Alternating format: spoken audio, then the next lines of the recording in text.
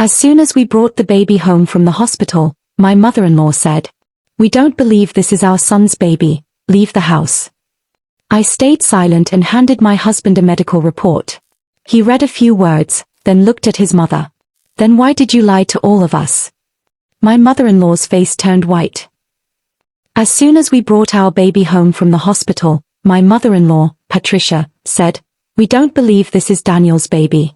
Pack your things and leave the house." I stood beside the front door. My 3-day-old son was asleep in his car seat, and my husband was still wearing his hospital wristband. I did not argue.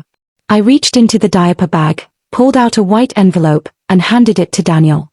"Read this first." Daniel was my husband. 31 years old. A software engineer. Whenever life became difficult, he went quiet. Patricia was his mother. 58.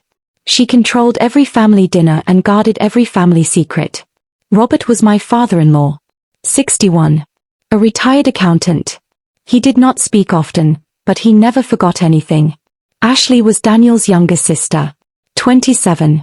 Her phone was always in her hand, and she saved every message ever posted in the family group chat. Patricia looked down at the car seat. "That baby doesn't have Daniel's eyes," she said. "His hair is much too dark." "He's 3 days old," I replied. "I have experience. I'm a mother." Daniel rubbed his forehead. "Mom, what are you doing in our house?" She held up our spare key. "I came to protect you. Megan has made a fool out of you."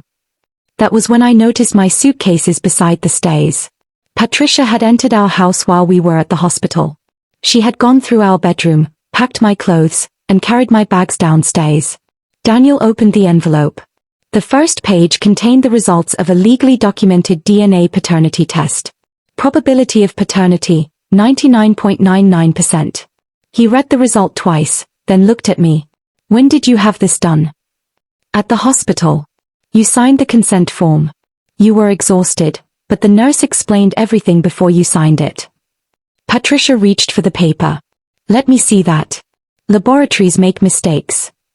Daniel pulled it away from her. "No. This is my son." She immediately changed her tone. "I was only trying to protect you." "By packing my clothes?" I asked. "You were going to have to leave eventually." Daniel removed the second page from the envelope. His expression changed before he reached the bottom.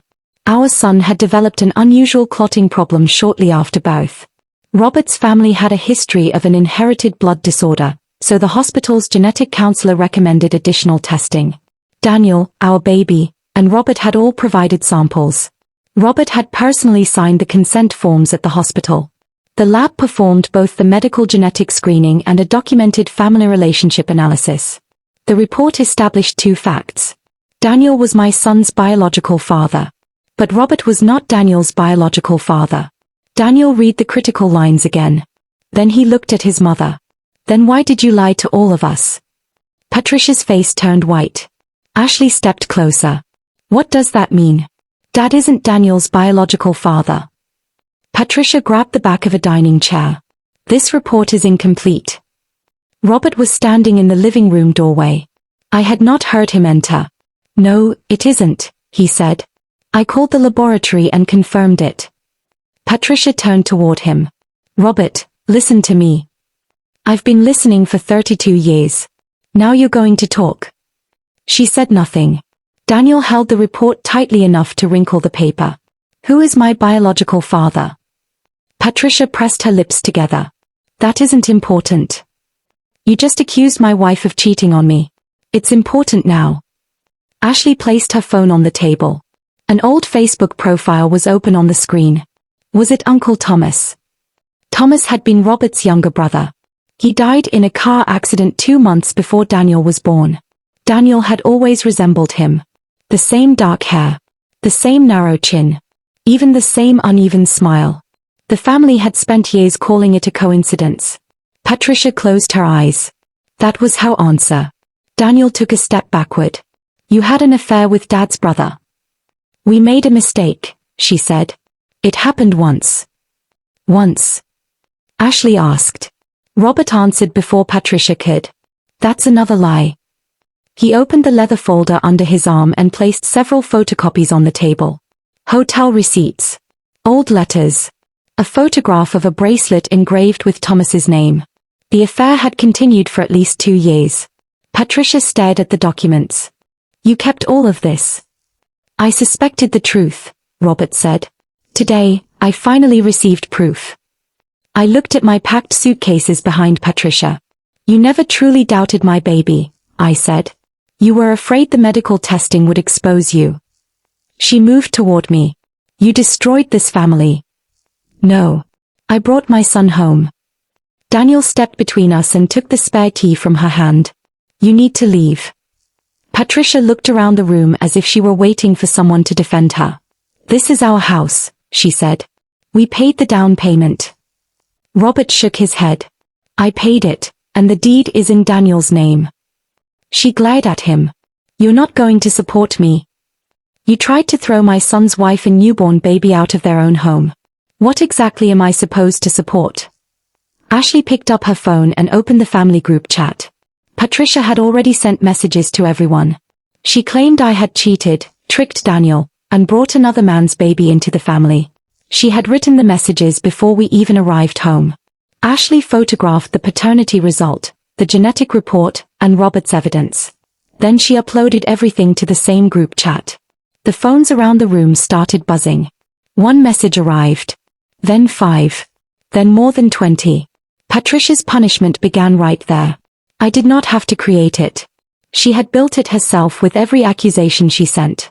She left, but the situation did not end with the front door closing. Daniel changed the locks that afternoon. We told Patricia she would not be allowed near our son. Robert contacted a divorce attorney the following morning. Then came the second surprise. 2 weeks later, Robert visited our house carrying another leather folder. He sat across from Daniel and placed a trust document on the coffee table. I knew there was a possibility that you weren't biologically mine, he said. But I raised you. You are my son. A laboratory report doesn't change that.